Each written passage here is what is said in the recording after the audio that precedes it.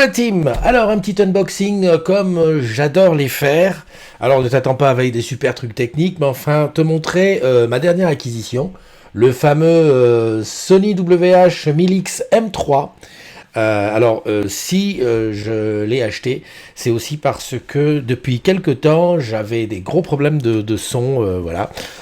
Au départ, si tu veux, j'avais ceci, qui est un Beats. Un Beats, alors c'est un truc particulier. C'était, voilà, Dr. Dre. C'est quelque chose qui avait été vendu, on va dire, pour être au top.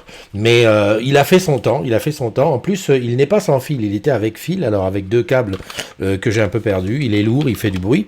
J'avais donc abandonné ça pour les AirPods. Hein. J'ai eu du mal à les acheter, les AirPods, mais enfin, on m'a tellement vanté ça que je me suis pris les AirPods. Et puis finalement, ça ne me convenait pas. Alors, après avoir un petit peu regardé, j'ai pris ça. Les Sony WH-1000X M3, alors que bon, beaucoup de collègues m'ont conseillé ça. Alors bien évidemment, comme il était en vente à la boutique Paris Orange Opéra, je me suis dit pourquoi pas le prendre à 349 euros. Je crois que c'est quelque chose comme ça, mais tu vérifieras. Et en plus, on a 15% dessus, évidemment. Ça, des fois, ça vaut le coup d'être agréable. Allez, on y va tout de suite pour l'ouverture. Hop. Toujours avoir sa petite... ça, c'est top, ça, pour les ouvertures. Comme ça, on ouvre le plastique sans foutre trop le désordre. Hein, voilà. Voilà. Bon, j'aurais pu ouvrir que là. Simplement, ça aurait été bien. Comme ça, j'aurais pas détruit le plastique. Mais bon, ça, je le fais quand ce sont des appareils que je rends et qui sont en test. Là, pour l'occasion, voilà. Hop, on balance ça là. Bon, le boîtier, comme ça, déjà, à première vue, est correct. Hein. Donc, hop, il faut faire ça pour qu'il sorte. Vas-y, sors. Ah, d'accord. Petite bagarre, quand même, hein. Ah, voilà, non, excuse-moi, j'avais oublié que ça pouvait être ça, comme ça. Voilà. Donc, ouais. Alors, je l'ai pris dans cette couleur. Parce que je trouve que, bah déjà, c'est pour changer, hein, parce que comme j'avais le noir j'avais un noir avant, me suis dit bien. J'ai eu aussi un Bose, hein, oui, ça je ne te l'ai pas dit. Alors ici à l'arrière, il y a quelques petites informations. Ce qui m'a aussi décidé, c'est qu'effectivement, ici, on voit que les commandes sur ce casque sont carrément sensitives sur le côté et qu'il y a un petit paquet. Alors oui, je te disais que j'avais eu un Bose, que j'avais acheté un bras à l'époque, mais qui m'avait déçu parce que le Bose, voilà, belle petite... le Bose est tombé en panne très rapidement.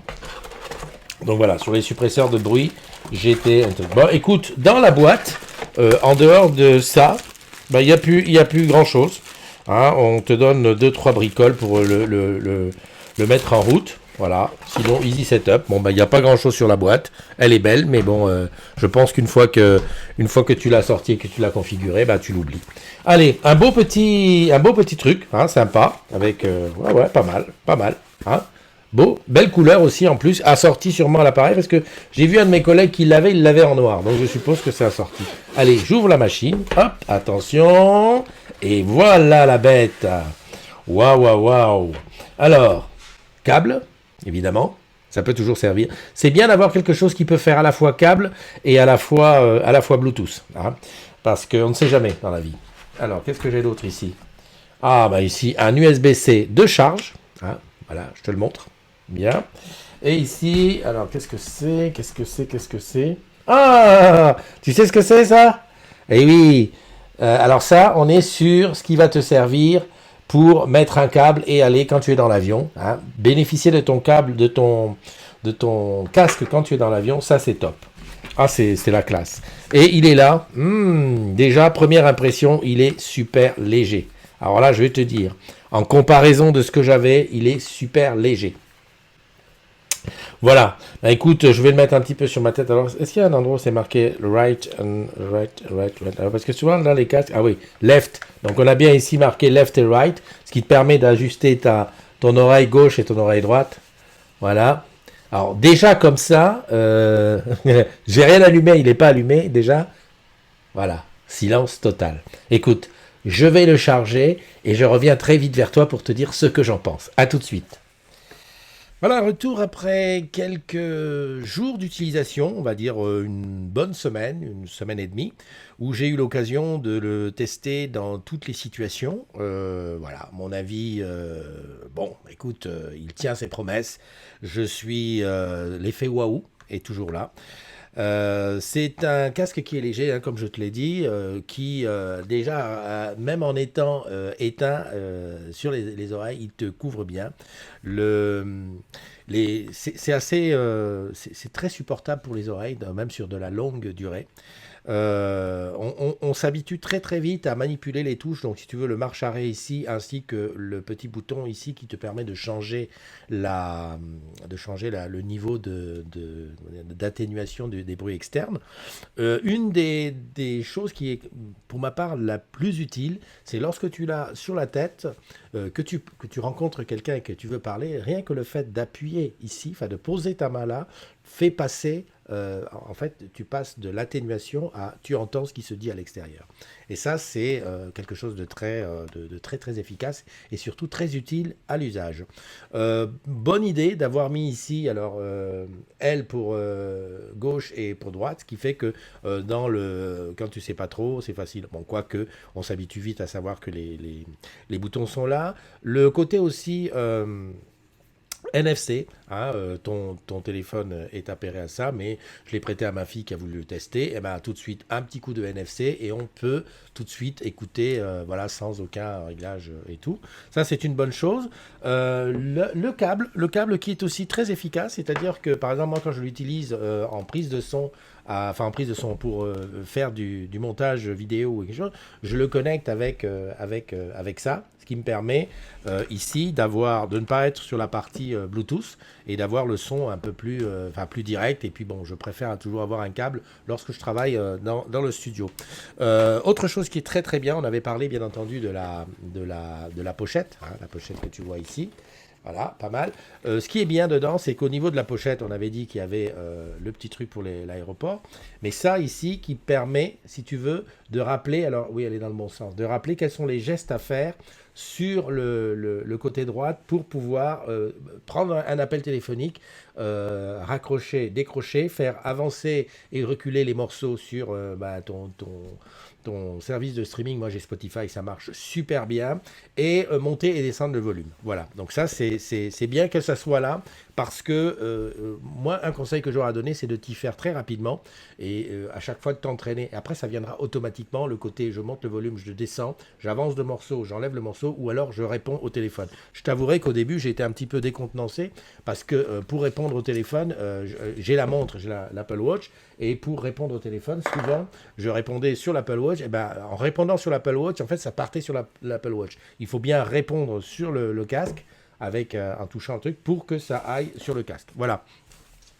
Un petit point que je dirais, un petit point à améliorer, un petit point un peu négatif, c'est pas négatif, c'est à voir. Est-ce que dans la durée, est-ce que tout ça que j'ai pris assez clair, est-ce que ça continuera à rester aussi beau, aussi propre, hein, parce que bon, une couleur claire, dit couleur machin. Et deuxièmement, il y a sur l'application, alors là, il faudrait que je prenne l'application, il y a quelque chose qui est le téléphone continue à faire des... L'application te permet de mettre toujours le paramètre de bruit externe en fonction de ce que tu fais. Donc quand tu es à l'arrêt, quand tu marches, suivant les endroits où tu es, avec un calcul de pression atmosphérique, c'est très très technique. Et moi j'ai trouvé que ça me faisait une petite... Alors c'est très léger, alors il faut que je l'allume pour qu'on voit ça. Voilà, il va se connecter. C'est très léger, néanmoins, ça coupe très très peu comment dirais-je, le son pour s'y mettre. Alors j'ai vu qu'on pouvait le supprimer, c'est ce qui est là, c'est ce qui est ici, là, alors attends, je vais bien, voilà, c'est ce qui est là, qui s'appelle contrôle adaptatif du son. Alors effectivement, il suffirait que je désactive pour que je n'ai pas cette coupure. Mais en fait, quand je suis assis pendant 5-10 minutes, par exemple dans le métro, et que je me mets à marcher, il y a une petite coupure pendant laquelle il recalcule la pression atmosphérique, etc. Alors, c'est pour du bien, parce que derrière, ça améliore les choses. Ceci dit, quand tu es au milieu d'une chanson, c'est un peu embêtant. La coupure arrête la chanson, c'est-à-dire que tu ne perds pas ce qui se dit entre-temps. Voilà. Donc ça le fait. Ce n'est pas mal. Ça doit être quelque chose de très technique. Néanmoins, j'ai pas trop, voilà. au niveau de truc, j'ai pas trouvé ça très très sympa de me couper le truc. Ceci dit, je peux m'en passer, comme je te dis, en enlevant la détection. Voilà. Ce qui fait qu'il fait le contrôle du son ambiant sans couper. Ça peut être très intéressant, je crois que j'ai lu, c'est pour quand tu es en avion, parce que la pression atmosphérique change quand tu es en avion, et peut-être qu'effectivement, je devrais peut-être le couper quand je suis sur Terre. Ça, c'est une chose. La deuxième chose que je voudrais dire aussi, qui est très très positive, c'est que la batterie tient longtemps. Mais quand je dis longtemps, c'est longtemps. On a l'habitude avec nos téléphones maintenant que tous les soirs tu rentres, tu montes, tout ça, tu mets en charge, sinon le lendemain, t'es baba. Et ben, le casque, je l'utilise, on va dire, de façon normale. On va dire, j'utilise 3-4 heures par jour. Beaucoup le soir, des fois, quand j'écoute des podcasts, on est très à l'aise là-dessus. Ça permet de se relaxer complètement. Et ben, je l'ai rechargé sur une semaine. Je l'ai rechargé bien au début. Et je n'ai pas rechargé depuis. Donc voilà, 3-4 heures par jour. Le truc, tu ne le recharges pas. Il tient sa promesse des 30 heures, ce qui est marqué sur la boîte. Voilà. Que te dire? Eh ben, écoute, on verra à l'occasion. J'espère qu'il sortira d'autres type de casque de cet acabit. Si vraiment ton truc c'est pas si ton truc c'est pas les casques du type AirPod ou des casques intra-auriculaires, voilà un casque qui sera très léger, qui est très très autonome, qui a vraiment une bonne autonomie pour ce dont on est habitué aujourd'hui à faire, qui a un bon son, c'est-à-dire que les basses sont là. Moi qui suis musicien, le son musical, j'ai rien à dire, le son il y est. Voilà.